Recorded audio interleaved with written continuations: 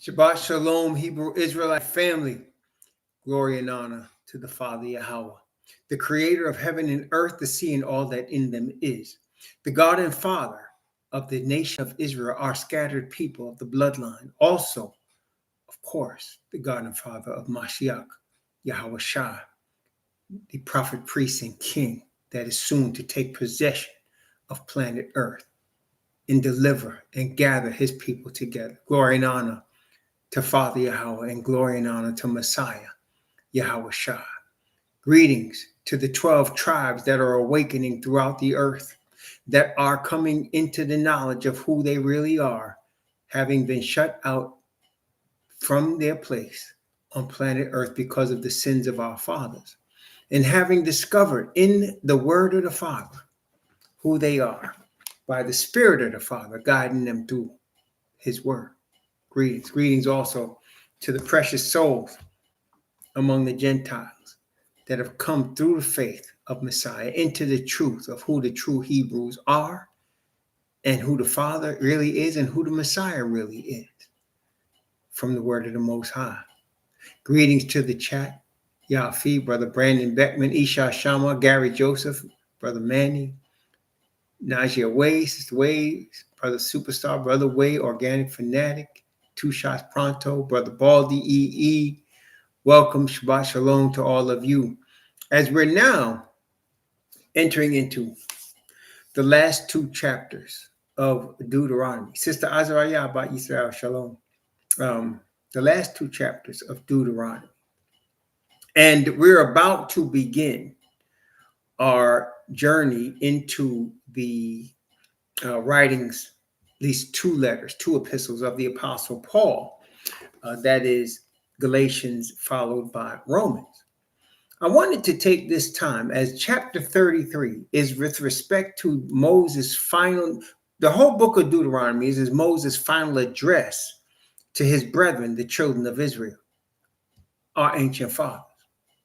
And in chapter 33, it is his final blessing on the 12 tribes. And I wanted to impress from the word how eternal that blessing is. Because unfortunately, again, as I continue to hammer this point, Christianity has brainwashed most of the Hebrews. If they weren't brainwashed by Islam, they've been brainwashed by Christianity. And one of the things Christianity does in its man-made religion is it isolates texts to create its religion, to support its religion. It uses the Bible the way a man uses a woman's body and doesn't care about her. It uses the Bible. It doesn't actually follow the Bible, and it definitely doesn't read the Bible. But it uses the Bible. And therefore, we get brainwashed by them using the Bible to support their false religion. For those of you that may be listening the first time and you might have read a Psalms or you might have read a book or two and you say, I've read the Bible, let me explain. Reading the Bible is like reading, in a sense, any book. In our common cultures, a book is not said to be read unless someone starts at the beginning of the book and reads to the end of the book. Nobody counts a volume of a book as actually been read if a person reads chapters here and there. That is more like previewing the book. That is more like reviewing it. That is more like cursory glancing at it. But it is not considered actually reading the book. And in this sense, the Bible is no different in that when you say you have read the Bible, it means you have literally, purposely started at Genesis chapter 1, verse 1, and you didn't stop reading through it until you got to Revelation chapter 22, verse 21. Because only then, when you started at one point and finished at the end point and read everything in between, can you truly say you have read the Bible. With this understanding, we come to the understanding that most Christians and most people that are teaching Christianity have never read the Bible. Oh, they've marked it up and they've read all through points of it, but they've never purposely started at point A and go to point B. And why am I mentioning that? Why does that even matter? First of all, if you're going to claim to have read something, you should really have read it.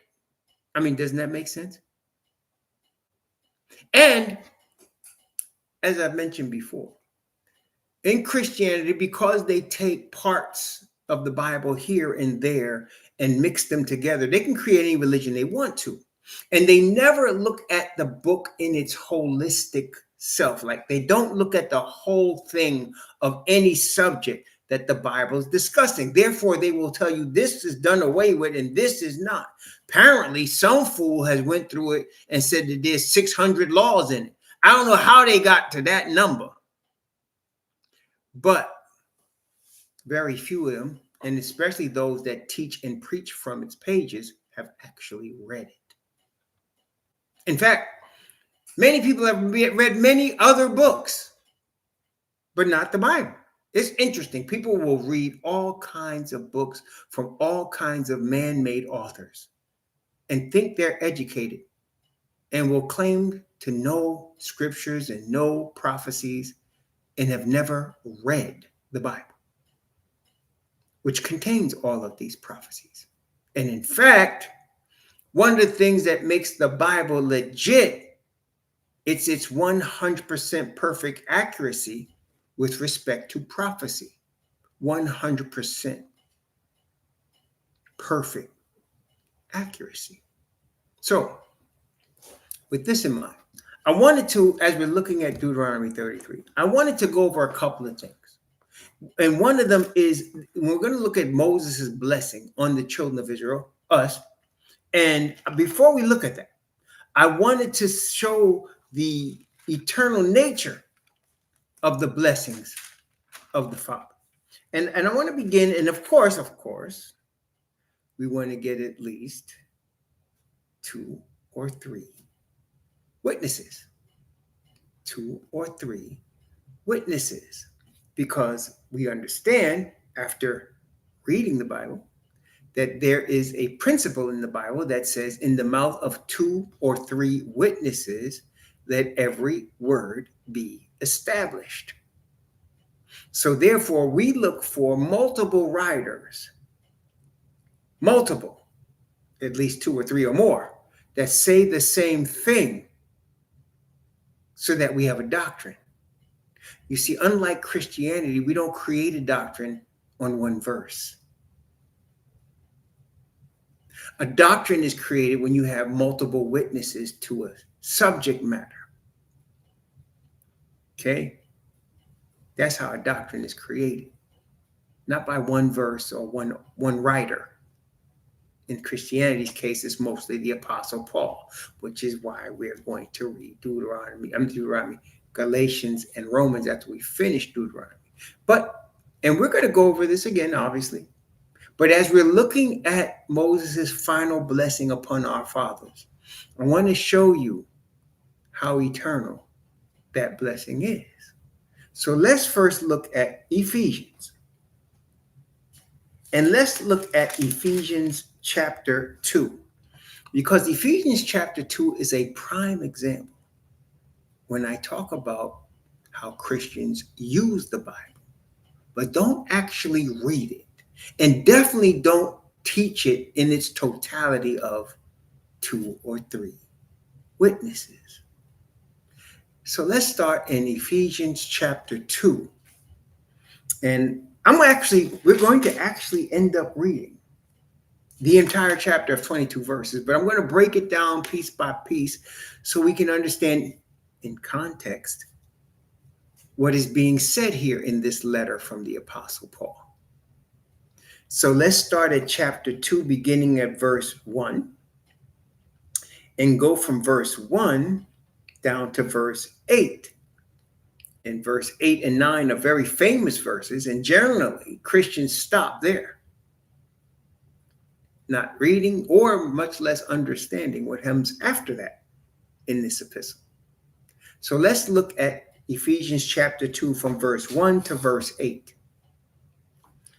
And you hath he quickened, who were dead in trespasses and sins, wherein in time past ye walked according to the course of this world, according to the prince of the power of the air, the spirit that now worketh in the children of disobedience, among whom also we all had our conversation in times past in the lusts of our flesh, fulfilling the desires of the flesh and of the mind, and were by nature the children of wrath, even as others. Let me pause for a moment for those that may be watching for the first time. We read the King James Bible. But where in the King James it says the word Jesus with a J, we don't use the term Jesus because the letter J did not exist at the time of the publishing of the King James Bible in 1611. Therefore, it didn't even exist at the time of the Messiah. There was no letter J. So we seek to use the real name of the Father, Yahweh, and the Son, YHWH. Okay? And the word church is so misused so that people think it's a building with people in it. And that is not a church. A church in the Bible is called ecclesia, an assembly. In fact, more specifically, a called out assembly. Called out from what? The first church the Bible shows us is the nation of Israel, called out of Egypt. The second church you will see is the people that are called out from among the Gentiles to join with Israel. And here we are in Ephesians to look at that. Verse 4. But Yah, who is rich in mercy, for his great love wherewith he loved us, even when we were dead in sins, hath quickened us together with Messiah. By grace ye are saved, and hath raised us up together and made us sit together in heavenly places in Messiah YHWH, that in the ages to come he might show the exceeding riches of his grace in his kindness toward us through Messiah YHWH. For by grace are ye saved through faith, and that not of yourselves. It is the gift of Yahweh, not of works, lest any man should boast. And most Christians stop right there. The problem is we must understand, what does it mean when he says we are quickened together with Messiah? How does that work? Quickened together with Christ. He said, and you have he quickened. That is, you has made you alive. You were dead, he says. But now because of Messiah, you are alive. When you're looking at this, you must understand Messiah's position. You see, Messiah, as Paul is talking to these Ephesians Gentiles that are now in the area we call Turkey, as he's talking to these people, he is giving them, when they have the understanding of where Messiah is. Messiah is the high priest. He is the high priest of Israel. He was resurrected and ascended to take his position as high priest. Why is that important in this context? Because as Messiah sits at the right hand of the Father, he represents all his people. He represents us in righteousness, and he represents us in atonement for sin, which is why Paul can say, you hath he quickened, you hath he made alive that were dead, because before you were dead in your sins. But because Messiah is representing you before the Father, you are now living. The Father recognizes you and knows you by name because Messiah is your intercessor. That's when he goes on to say, you are saved by grace. Your sins will never be washed away in your works. There is nothing you can do to change the death penalty because of your sin. Nothing you can do. But Messiah, for the Father, causes the Father to blot out your sins because of his atonement and give you life, which it says you receive by grace. You could not earn it. There's nothing you can do. There's no amounts of church you could go to. There's no amount of prayers you could do. There's no amount of fasting you could do to earn this blessing. By grace you are saved through faith, and that not of yourselves. It is the gift of Yahweh. He gives it to you as a gift because you are represented in Messiah. That's why he says he might show the exceeding riches of his grace and his kindness toward us through Messiah Yahushua. So he looks at his son, perfection of righteousness and atonement for sin, and he's kind toward you and me in giving us eternal life. Then, as I said, most Christians stop there. But we want to get more of a context here because there's a lot of more context, that is, that Gentiles miss because of Christianity. So let's keep reading. This is now Ephesians chapter 2, beginning at verse 10. For we, Paul is writing of himself and the Gentiles he's writing to, for we are his, that is the Father's, workmanship. We are the Father's workmanship. Wait a minute. Workmanship apparently would convey something that is being developed. What you think, right? We are the Father's workmanship. In other words, he's now developing us. And notice again, created in Messiah Yahushua unto good works. So he covers us by faith with a righteousness that causes us to be saved. And then he's working on us to develop us in the image of his son. Does that make sense, y'all? For we are his workmanship, created in. So does that sound like the law is done away with?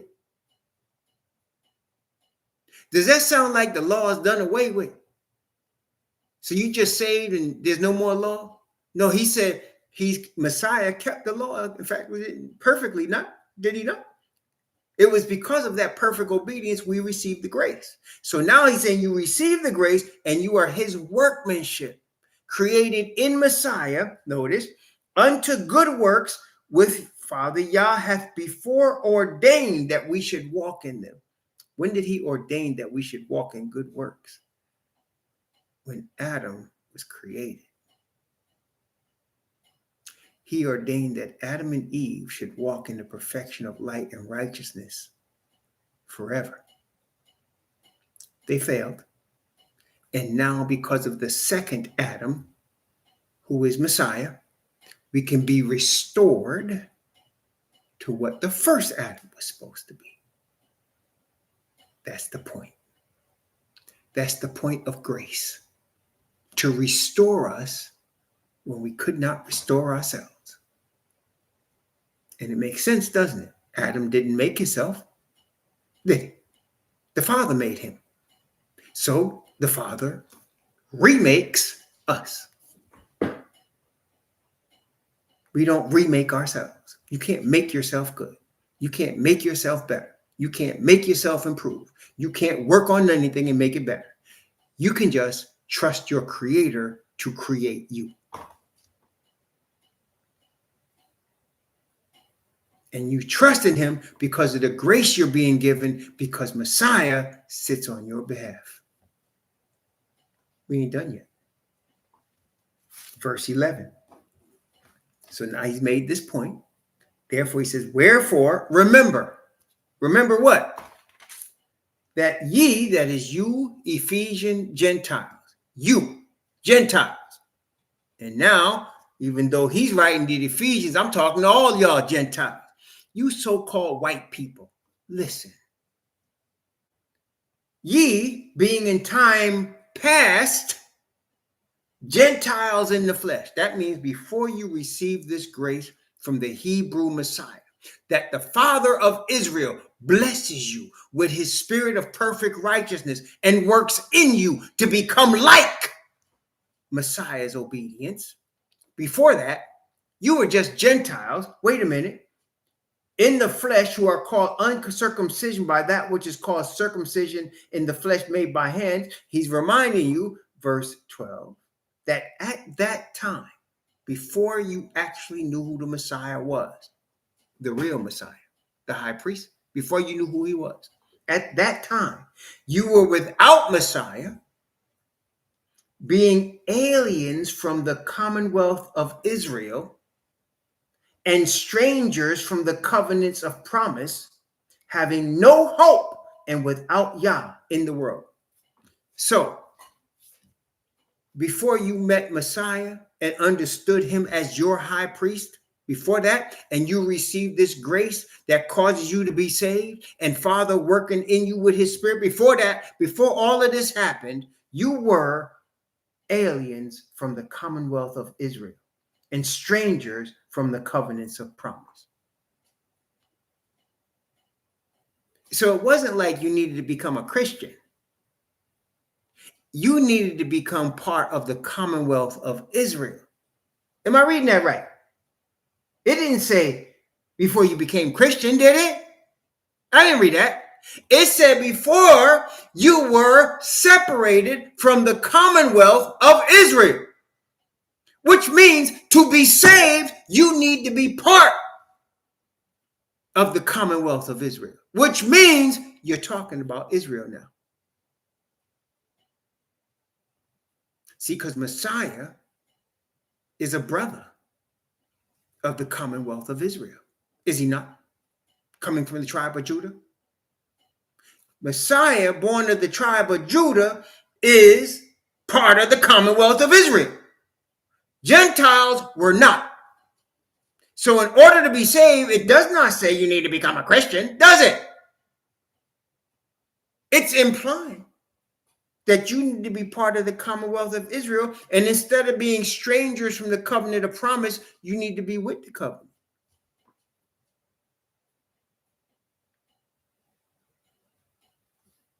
Let's keep reading. At that time, verse 12, ye were without Messiah, being aliens from the commonwealth of Israel. You know, Pennsylvania is a commonwealth state. It's a commonwealth state. Did you know that? That means you may not have been born in Pennsylvania, but you can be part of the citizenship of the state because it's a commonwealth. If you meet the criteria, you can be a Pennsylvanian. If you meet the criteria. Massachusetts is a commonwealth state. So you can be a Massachusetts resident and a citizen of Massachusetts if you meet certain criteria. But you have to meet certain criteria. So we're talking about a commonwealth of Israel. It's obvious the bloodline is part of the commonwealth, but now we're talking about Gentiles. So they need to meet certain criteria to come and be part of the commonwealth and not be strangers from the covenant of promise and with no hope and no life, but to be part of something. Again, what are we going here? What we're not doing is saying you need to join a Christian church. We're not saying, nor did Paul say anything about you becoming a Christian. He did not say that. He did not say that. He said commonwealth of Israel. Well, let me ask you, how could you be a commonwealth of Israel if you hate Israelites? If you hate the bloodline. So if you were saying, I want to be a citizen in Pennsylvania, but I can't stand nobody in Pennsylvania. I don't like none of them. Anybody born in that state is my sworn enemy. I want to string them up. I want to arrest them. I want to put them in jail. I want them out my state. I want to take over this. Can you really do that? You think can you really do that?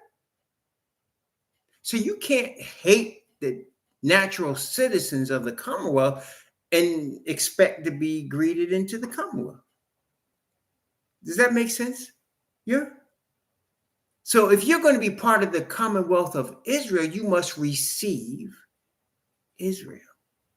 In fact, how can you say you love the Messiah and you hate his bloodline people? And I'm not talking no Amalekites from Europe that's in there now. I'm talking about the bloodline. Black people.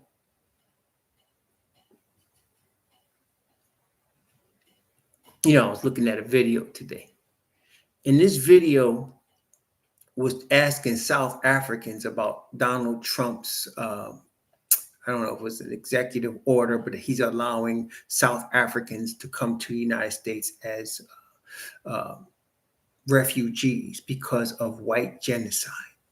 I know, I laugh too, but that's what they're saying. So then they interviewed the person behind this story, went to South Africa, and he interviewed some of these farmers. And they said, yes, it's white genocide. Well, why is it white genocide? Well, because they said when we had apartheid, crime was lower. And we were all happier. Everybody was happier with apartheid. And I don't understand why they want to chase us off our land. That's what they were all saying. First off, the guy went and checked statistics and found out that crime has reduced since apartheid ended, but that it's increased in ghettos that were created during apartheid. But overall crime in the nation has decreased. Yes, some farmers have been killed and their land taken. But then the farmers are acting like they don't understand why this is happening. Now, these farmers are Dutch and British. And in around 1800s, South Africa changed to a white-controlled country in the 1800s. So prior to the 1800s, it was controlled by Black people. But then people came from the Dutch, the Netherlands, and Britain and took over. So that by the time you got to the 1800s, they controlled the assets of South Africa and they dominated the South Africans. So here we are, about 200 years later, and their children are wondering why the Black people want their land back. We didn't do anything wrong. And isn't that the same willful, ignorant statement we're hearing now? I didn't lynch anybody, but you're going to pay for what your forefathers did. Just like they are now paying for what their forefathers did. Just like we, as the true Hebrews, have paid for what our forefathers did. And that willful ignorance will not save them when they're facing judgment. Them and their fathers are going to get what they got coming, even if they willfully want to forget how they got here. Isn't that interesting? They want to willfully forget. Just like the people that are now on the land that they ain't got no business being on are claiming it's theirs because they've been there since 1948. Oh, so you've been there since 1948 and you're claiming it's yours because the United Nations said so. When Messiah comes and crushes all of you and takes the land back, you will understand what you willfully won't understand now. See? Willful ignorance will cause death. And the people that's going to receive it are going to be shocked until they see in living color the history of their forefathers. See, the reason we're awakening, brethren, is because we now have been awakened to understand the history of our forefathers.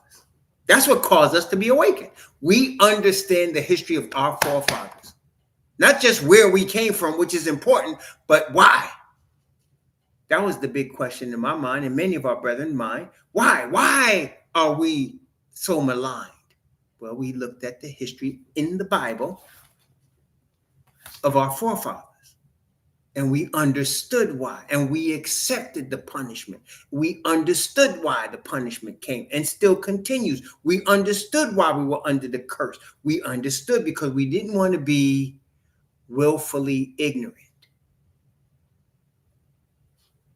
So now, Christians need to understand ain't no Christianity in this Ephesian letter.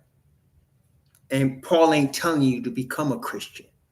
He's telling you to be part of the commonwealth of Israel. Let's keep reading. Verse 13. But now in Messiah YHWH, ye who sometimes were far off, are made nigh by the blood of Messiah. See, so the blood of Messiah is designed to transform your position from being apart from the commonwealth of Israel to being part of the commonwealth of Israel. Oh, we got more for that. For he is our peace, who hath made both one, and hath broken down the middle wall of partition between us. So, between Jew and Gentile, there was a wall, a partition. What was the partition? What was the wall? What divided the Hebrews from the Gentiles? Verse 15. Having abolished in his flesh the enmity, even the law of commandments contained in ordinances. See now, Christians hear the word law, oh, and they ready to start taking their hammer to the 10 Commandments and ready to start taking their hammer to the Old Testament. But that is not what this verse is talking about. When you actually look at what the Messiah was doing, and let's look at an example of that in Matthew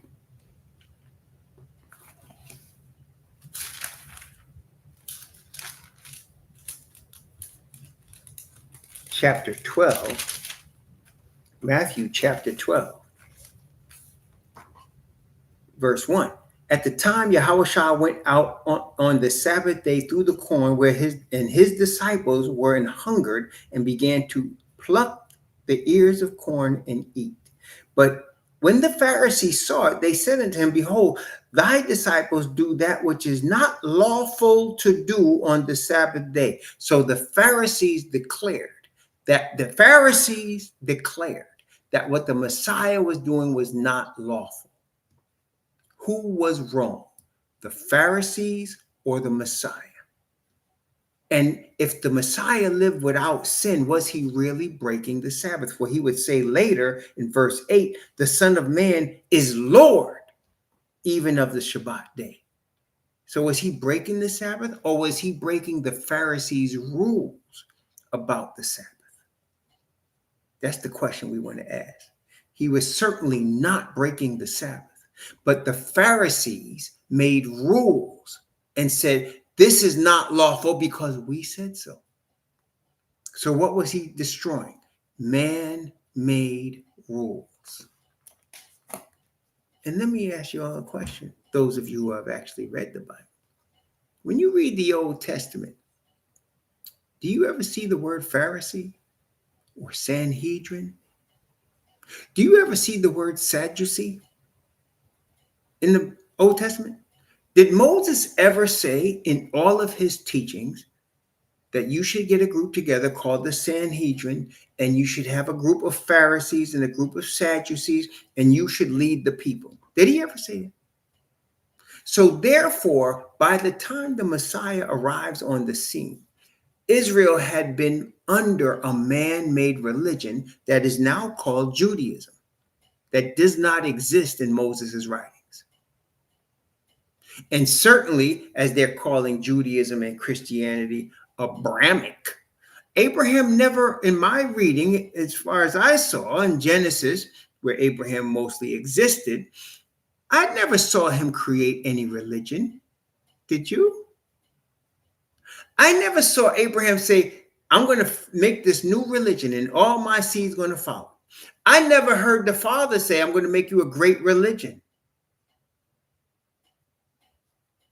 I never heard him say that. I did hear him say, I'm going to make you a great nation. Did hear that? But not religion. So what the Messiah was doing was destroying all man-made religion. That's what he was doing. Especially and particularly those that were binding his Israelite brethren.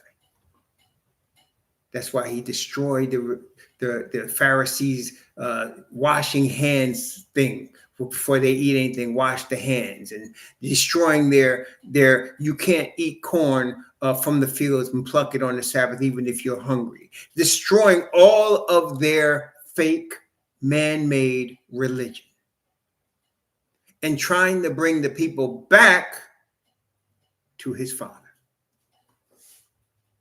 The Pharisees did not like that because they were losing control of the people. He could not afford to lose that, because if they lost control of the people, they would lose control of the people's pocketbooks, as well as the control of their mind. Sort of like what Christianity has done for us. Control our pocketbooks and our minds. And the awakening is bringing us away. And as you all who have awakened can now testify, you have done just as much unlearning as you have of learning. Unlearning what tithing means from Christianity, right? Not Christ. If you were a Christian, didn't somebody tell you you need to be tithing? It's amazing how Sunday churches tithe when they don't even believe in the Shabbat. So you had to unlearn what tithing means. And how did you do that? From the word of the Father. So you went to the word, and the word taught you what tithing was about. And you saw that that's not what these churches are talking about. And you said, oh man, I ain't into that. See? And that's just one example, but you're learning to unlearn what the brainwashed man-made religion taught you. And you're learning what the Father is teaching you in his word from reading his word.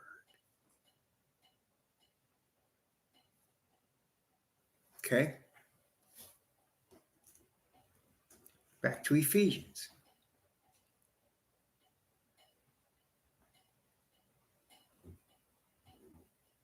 Verse 16. I'm going to start at 15 again. Having abolished in his flesh the enmity, even the law of commandments contained in ordinances. That's the enmity between the Father Yah and anybody in man-made religion. And it's an enmity between the Hebrews and the Gentiles, all the man-made rules.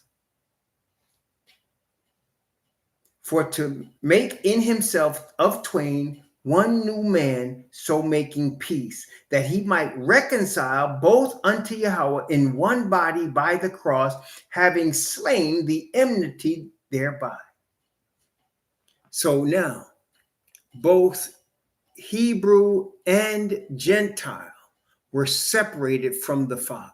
Hebrew because of Pharisees and Judaism. Gentiles because they didn't even know the Father and have no parts with Israel, and the man-made rules stopped them from learning. And now Messiah, having torn down and destroyed Phariseeism and Judaism, now brings the people back to his Father, who workmanship in their hearts makes them new people and brings them together. Praise the Most High. Now, there's some out there that's teaching where there's no more things as Hebrew and Gentile. No, that's not true. And again, we got Bible for that. But even New Testament Bible we got for that. But before we go there, we have to understand first, you're being brought back to Israel. You're not being brought to a Christian church. And you're certainly not being brought to any denomination of Christianity. You're being brought to the commonwealth of Israel, the true Israel, the bloodline Israel, according to the Bible. Praise the Most High. Now, verse Let's see, 17. And came and preached peace to you which were afar off, and to them which were nigh. Peace to us, the bloodline, and to the Gentiles who were far off and which were not, right? For through him we both have access by one Spirit unto the Father. Now, therefore, you, that is you Gentiles that used to be without the commonwealth of Israel, are no more strangers and foreigners, but fellow citizens with the saints of the household of Yahweh, and are built up upon the foundation of apostles and prophets, Yahushua Messiah himself being the chief cornerstone, in whom all the building fitly framed together groweth unto a holy temple in Yahweh, in whom ye also are builded together for an habitation of Yahweh through his Spirit. So now we are all, and this is what people get confused. Just because all of us are saved by grace and through the blood of the Messiah, Father bestows on us this grace, doesn't mean there's no such thing as a Jew and a Gentile. This is what people get confused. That's not done away with. Okay? Let me show you. Acts. Let's go to the book of Acts. A couple of places in Acts. First off, let's go to chapter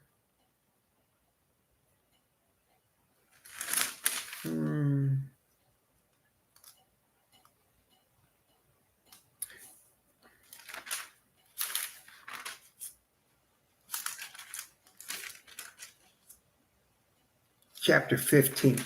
So in chapter 15, Paul and the apostles meet in Jerusalem. And while they're in Jerusalem, there's a disagreement because Pharisees that had received Messiah were telling Gentiles, you need to be circumcised in order to be saved. And why were they saying that? Because even Pharisees understood that Gentiles were coming into Israel. And as children of Abraham, Israelites were told, you need to be circumcised. All your males need to be circumcised. But Paul was telling the Gentile converts, you don't need to be circumcised because you're not the bloodline. That's the point. So now at the end of their meeting, James makes a determination. James was the leader of the apostles. It wasn't Peter, it was James. And here, James gives a sentence. After they talked, James gives his sentence, and that's the final word. Okay, so let's take a look at it in Acts chapter 15. And I'm going to start at verse 13. After they went back and forth, they looked to James, and James gave them the final word on this subject. This is Acts chapter 15, beginning at verse 13. And after they had held their peace, James answered, saying, men and brethren, hearken unto me. Simeon hath declared how Yahweh at the first did visit the Gentiles to take out of them a people for his name. And to this agree the words of the prophets, as it is written, after this I will return and build again the tabernacle of David, and which is fallen down, and I will build again the ruins thereof, and I will set it up, that the residue of men might seek Yahweh, and all the Gentiles upon whom my name is called, saith Yahweh, who doeth these things. We're going to see the actual prophet that said that in a minute. None known to Yahweh are all his works from the beginning of the world.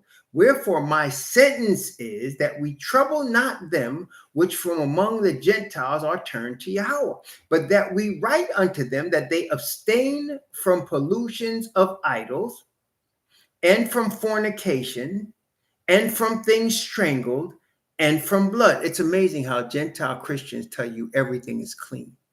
It doesn't sound like that here. Of about the 4 things he told them to do, 3 of them had to do with what they ate. He said, you should abstain from pollutions of idols. That is Christmas, Easter, Halloween. And then from fornication, that is having sex with unbelievers. And from things strangled, and from blood. For Moses of old time hath in every city them that preach him, being read in the synagogues every Shabbat day. Why did he say that? Because anything else the Gentiles needed to learn in terms of this truth, they would learn by going to the synagogue. Verse 22. Then pleased it the apostles and elders with the whole church to send chosen men of their own company to Antioch with Paul and Barnabas, namely Judas, surnamed Barsabbas, and Silas, chief men among the brethren. And they wrote letters by them after this manner. And the apostles and elders and brethren send greeting unto the brethren which are of the Gentiles in Antioch and Syria and Cilicia, for as much as we have heard that certain which went out from us have troubled you with words, subverting your souls, saying, ye must be circumcised and keep the law, to whom we gave no such commandment. It seemed good unto us, being assembled with one accord, to send chosen men unto you with our beloved Barnabas and Paul, men that have hazarded their lives for the name of the Master YHWH Mashiach. We have sent therefore Judas and Silas, who shall also tell you the same things by mouth. For it seemed good to the Holy Ghost and to us to lay upon you no greater burden than these necessary things, that ye abstain from meats offered to idols, and from blood, and from things strangled, and from fornication, from which if ye keep yourselves, ye shall do well. Fare ye well. So he tells the Gentiles they don't need to be circumcised. What about the Hebrews? If they're all the same, you would think the Hebrews don't need to be circumcised, correct? Because they'd be all the same. We're all the same in Christ Jesus, right? No. Chapter 16. Chapter 16, let's read from verse 1 down to verse 3. Chapter 16 of Acts, right after 15. This is right after they had the meeting, okay? Then came he to Derbe and Lystra, and behold, a certain disciple was there named Timotheus, the son of a certain woman which was a Jewess, and believed, but his father was a Greek. Ooh, he was half and half. Or was he? Which was well reported of by the brethren that were at Lystra and Iconium. Him would Paul have to go forth with him, and took and circumcised him. Well, wait a minute. I thought the Gentiles didn't need to be circumcised. What did he say? He circumcised them. Why? Because of the Jews which were in those quarters, for they knew all that his father was a Greek. So he had to declare who he was. And he did by getting circumcised, because the Hebrews still got circumcised. Does that make sense? You're following that? You're catching that? Wait a minute. Let me give you one more from Acts. Same witness, so it's not like we're getting another witness. Luke is the witness. So let's get another witness here. Paul now arrives in Jerusalem. And when he arrived in Jerusalem, he meets with James, the same James. What does James tell Paul? This is Acts chapter 21. I'm going to start at verse 19. Actually, let me start at the beginning. Acts chapter 21 from verse 17, when they first arrived in Jerusalem. Okay, so Paul arrives in Jerusalem as an apostle of the Messiah, a follower of the way. So here we are, Acts chapter 21, verse 17. And when they were come to Jerusalem, the brethren received us gladly. And the day following, Paul went in with us unto James, and all the elders were present. And when they had saluted them and declared particularly what things Yahweh had wrought among the Gentiles by his ministry, and when they heard it, they glorified the master and said unto him, thou seest, brother, how, watch this, listen carefully. This is verse 20 of Acts chapter 21. Listen very carefully. And when they heard it, they glorified the master and said unto him, thou seest, brother, how many thousands of Hebrews or Jews there are which believe, and they are all zealous of the law. And they are informed of thee, that thou teachest the Jews which are among the Gentiles to forsake Moses, saying that they ought not circumcise their children, neither to walk after the customs. This is the same James that just said Gentiles didn't need to be circumcised. Now he's telling Paul, why are you telling the Jews that are among the Gentiles, the Hellenists, that they shouldn't be circumcised? Why are you doing that? Watch. What is it therefore? The multitude must needs come together, for they will hear that thou art come. Do therefore this that we say to thee. We have 4 men which have a vow on them. Take and purify thyself with them, and be at charges with them, that they may shave their heads, and all may know that those things whereof they were informed concerning thee are nothing, but that thou thyself also walkest orderly and keepest the law. So if they didn't have to, why did the Jews have to? Because they were bloodline. And there's a difference between the bloodline and the non-bloodline. All are saved the same way, but they're not the same people. Let's read one more verse. Verse 25. As touching the Gentiles which believe, we have written and concluded that they observe no such thing, save also that they keep themselves from things offered to idols, from blood, and from strangled, and from fornication. So he spells out that the Hebrews and the Gentiles, they don't do the same thing. The Gentiles were told things that they shouldn't do. Don't deal with idols. Don't eat things that's been strangled, and don't eat blood. Of course, it goes without saying, of course, you're going to eat clean meats, which Yah hath before ordained that you should partake. See, but there is a Jew and there is a Gentile. They're not the same. Okay, as you can see. Wait a minute. Let's get some Old Testament. Remember we talked about, Gentiles coming to the truth, right? Let's see some other witnesses to this effect. Let's get some other witnesses to this. Amos chapter 9. Amos chapter 9. That is what James was quoting. This is what James was quoting. He was quoting Amos when we just read this in Acts chapter 21. Acts chapter 15. He was quoting Amos in Acts chapter 15.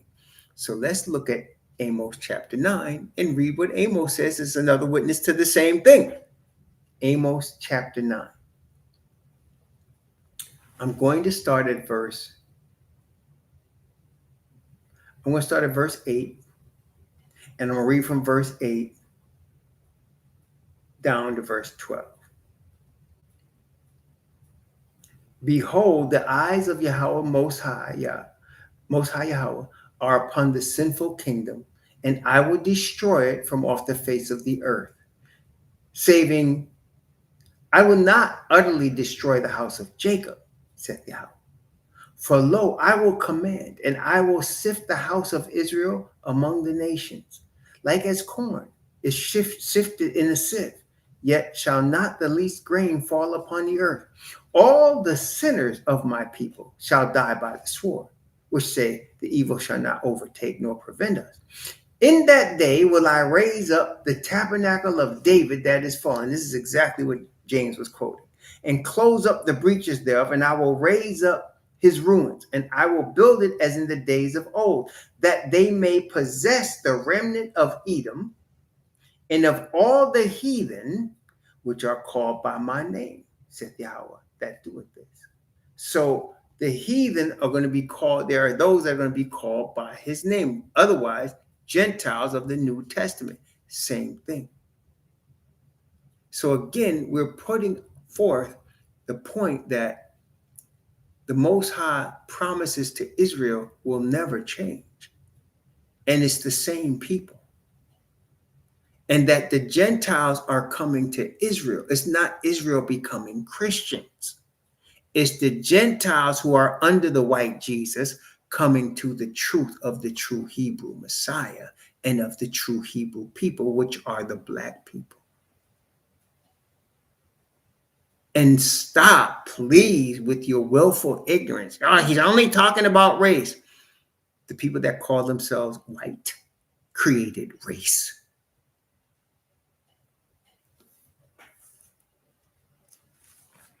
Stop your willful ignorance. It's not going to save you. White Jesus ain't going to help you. The day is about to show up and you ain't ready. And you do want to be ready. Wait a minute. Talking about Gentiles being grafted into the commonwealth of Israel, right? Ezekiel, what do we have? We had Paul, Luke, Amos, and now Ezekiel. That would be 4 witnesses. Ezekiel chapter 47. Ezekiel chapter 47. Talking about the kingdom. Let's read verse 22 and 23. Ezekiel's getting instruction about the kingdom that we're about to all inherit in the next 7 years. Ezekiel chapter 47, verses 22 and 23. And it shall come to pass that ye shall divide it, that is the land, by lot for an inheritance unto you, and to the strangers that sojourn among you, which shall beget children among you, and they shall be unto you as born in the country among the children of Israel. They shall have an inheritance with you among the tribes of Israel. And it shall come to pass that in what tribe the stranger sojourneth, there shall ye give him his inheritance, said the Most High Yahweh. So strangers are going to dwell with Israel. I want you to notice, it didn't say Israelites are going to dwell in the land of strangers, and that's going to be the kingdom. No. It says you're going to divide the land by lot to the tribes, and strangers are going to be with us on our land, the Commonwealth of Israel. Praise the Most High. The Commonwealth. That's our 4th witness. Wait a minute. Jeremiah. One more before we go to Moses. I can give you more, but we don't have so far one. We got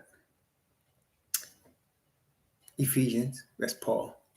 Acts, that's Luke. Amos. Ezekiel. Now we're going to go to Jeremiah. In the mouth of 2 or 3 witnesses, let every word be established. We are establishing the doctrine that we're not becoming Christians, but that Gentiles are coming into the Commonwealth of Israel. There is no religion of Christianity that's going to get you saved. The Messiah did not establish a religion called Christianity. The Bible doesn't support a religion called Christianity that's apart from the Commonwealth of Israel.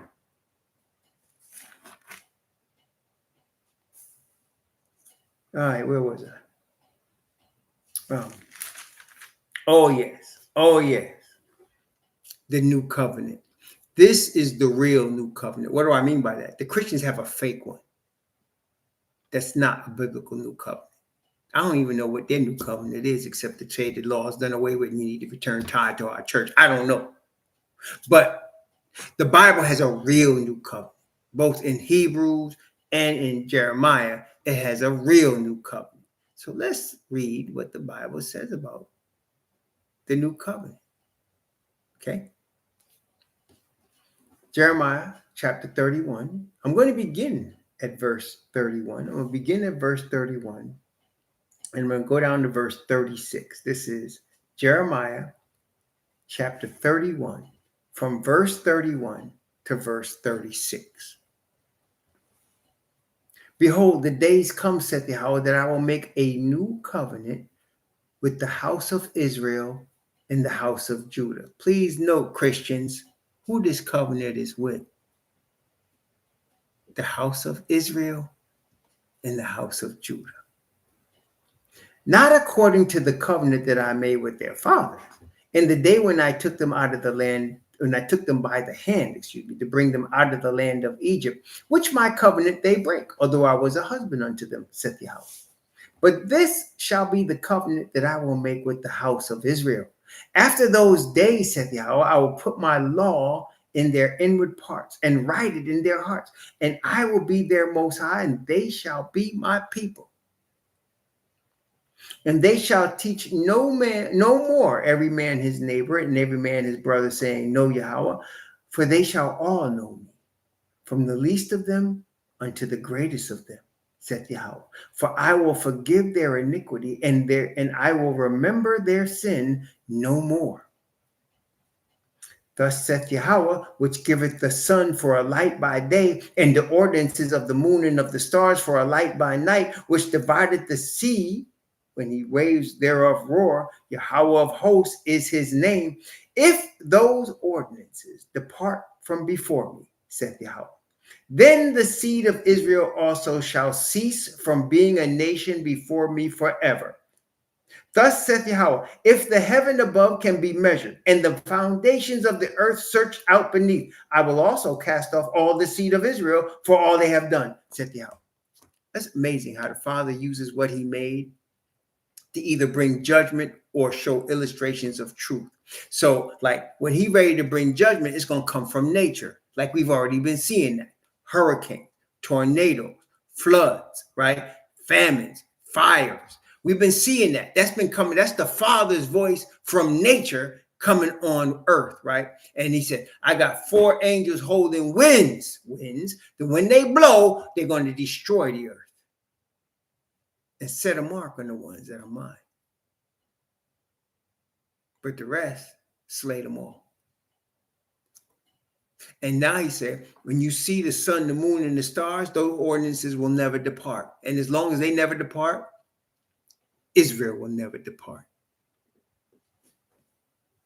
And you will always have the commonwealth. Praise the Most High. See? That's our 5th witness. Now let's go to Moses, Deuteronomy chapter 33. Deuteronomy chapter 33, which would be our 6th witness. Deuteronomy chapter 33.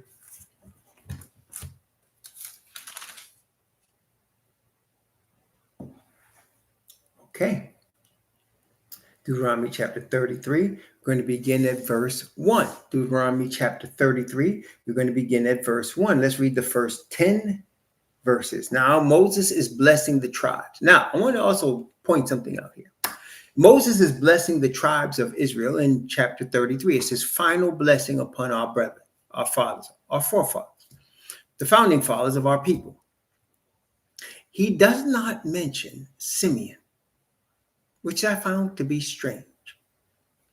He mentions all the other tribes. He does not mention Simeon. And I did not understand why, because I never heard of any curse on Simeon, right? So I was like, why didn't he mention Simeon? Why he didn't put no curse on Simeon. So why is it he don't mention Simeon when he's blessing these tribes, right? And when we read it, you're going to see he brought out the heads when he was blessing them, the heads of the tribes. And Simeon is mixed in with Judah. Watch. This is Joshua chapter 19, verse 1. Joshua chapter 19, verse 1. And the second lot came forth to Simeon, even for the tribe of the children of Simeon, according to their families. And their inheritance was within the inheritance of the children of Judah. So the inheritance of Simeon was inside the children of Judah. That's why they didn't get mentioned apart from Judah, because they were with Judah. Does that make sense, y'all? So I was wondering that myself. I was like, why is it we're missing Simeon here? He got everybody else but Simeon. And then I realized Simeon was with Judah. Okay, so let's go. Deuteronomy chapter 33, beginning at verse 1 and reading from verse 1 down to verse 10. And this is the blessing wherewith Moses, the man of Yahweh, blessed the children of Israel before his death. And he said, Yahweh came from Sinai and rose up from Seir unto them. He shined forth from Mount Paran, and he came with 10,000s of saints. From his right hand went a fiery law for them. Yea, he loved the people. All his saints are in thy hand, and that they sat down at thy feet. Every one shall receive of thy words. Moses commanded us a law, even the inheritance of the church, the congregation of Jacob. This word congregation. Let me ask you a question. Give me another word. Give me a few words, you Bible students. What is a New Testament word for the congregation of Jacob? What do you think? What is the New Testament word for it's church. Oh, look at that. Now, I don't think he's talking about a building here. What do you think? I don't think he's talking about a building here. I don't think he's talking about a building with a cross on it. What do you think? I don't think so. He said the congregation of Jacob. That is the nation that are the children, bloodline children to Jacob. The ones that were enslaved, the ones that went to Ethiopia, the ones that came and were sold from Hamites to Japheth. Those, the ones that came across the slave trade of the Atlantic, the ones that came out going the other way, east with the Muslims. Those, the inheritance of the congregation of Jacob. And he was a king in Jeshurun, when the heads of the people and the tribes of Israel were gathered together. Let Reuben live and not die, and let not his men be few. This is the blessing of Judah. And he said, Hear, Yahweh, the voice of Judah, and bring him unto his people, and let his hands be sufficient for him, and be thou an help to him from his enemies. And of Lawai, he said, Let thy Tumim and Urim be with thy Holy One, whom thou didst prove at Massa, and with whom thou didst strive at the waters of Meribah, and who said unto his father and his mother, I have not seen him, neither did he acknowledge his brethren, nor knew his own children, for they have observed thy word and kept thy law. They shall teach Jacob thy judgments and Israel thy law. They shall put incense before thee and whole burnt sacrifice upon thine altar. Bless Yahweh his substance, and accept the work of his hands, and smite through the loins of them that rise up against him, and of them that hate him, that they rise not again. I want you to notice these two words, Tumim and Urim. You know what that means? He said, let thy Turim and thy Urim be with the Holy One. Turim means truth. Urim means light. Let thy light and truth be with the Holy One. That is, the Levites should stay in light and truth. They should stay with the Most High. They should not lead the people to worship other gods. The true Levites should point the people to the Father. They shall teach Jacob thy judgments and Israel thy law. Praise the Most High. Let thy Tumim and Urim, that is light and truth, praise the Most High.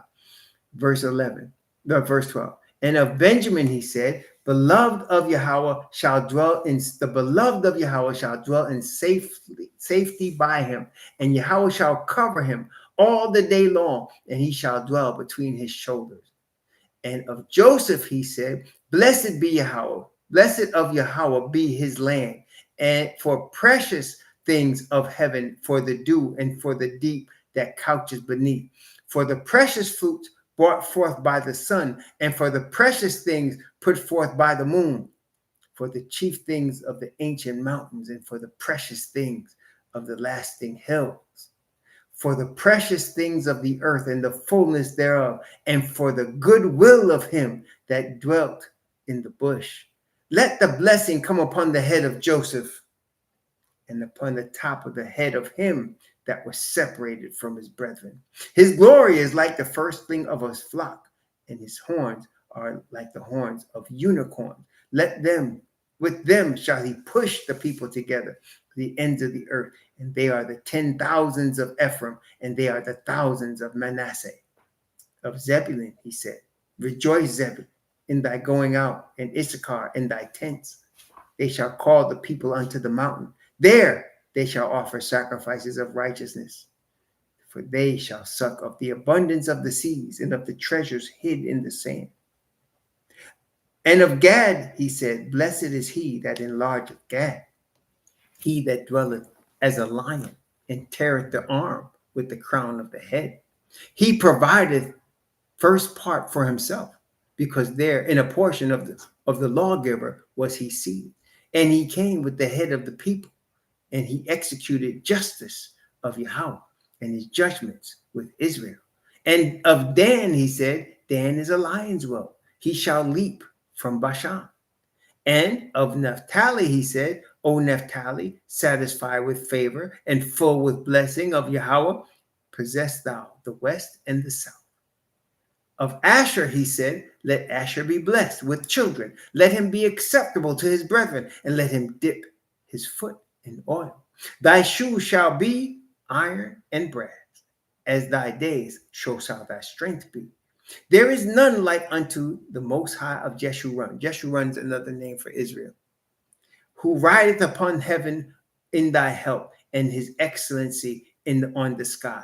The eternal Most High is thy refuge, and underneath are the everlasting arms. He shall thrust out the enemy from before thee, and shall say, destroy them. Israel shall dwell in safety alone. The fountain of Jacob shall be upon a land of corn and wine. Also his heavens shall drop down dew. Happy art thou, O Yasharah. Who is like unto thee, O people saved by Yahweh? The shield of thy help, and who is the sword of thy excellency? Thine enemies shall be found liars unto thee. Thou shalt tread upon their high places. An eternal blessing from Moses to the children of Israel. What do y'all think? Is it going to fade away? Is that blessing going to be no longer existence because of Jesus? Is that blessing going away because Jesus died on the cross? Yeah, come on now. Come on now. We have shown from the word that the blessing of Yah is forever upon his people. Just because we've been punished because of the sins of our fathers does not mean the blessing will never come back. He said, if the sun still rises and sets, if the moon and the stars do their thing, so will there always be a nation. We are now a scattered nation, as the Bible told us. We are a scattered nation. But the Messiah is soon to return to gather his nation back together. And those of the Gentiles that want a piece of this, come on. But you got to come to the truth. Can't be willfully ignorant about what you didn't do. You better come to the truth and acknowledge what your fathers did, what your pappies and your mamas did to us. And come correct so you get the blessing. Praise the Most High. May the Most High bless you and keep you. May he cause his face to shine upon you and be gracious unto you. And may he lift up his countenance upon you. Give you peace, man. Shalom, family.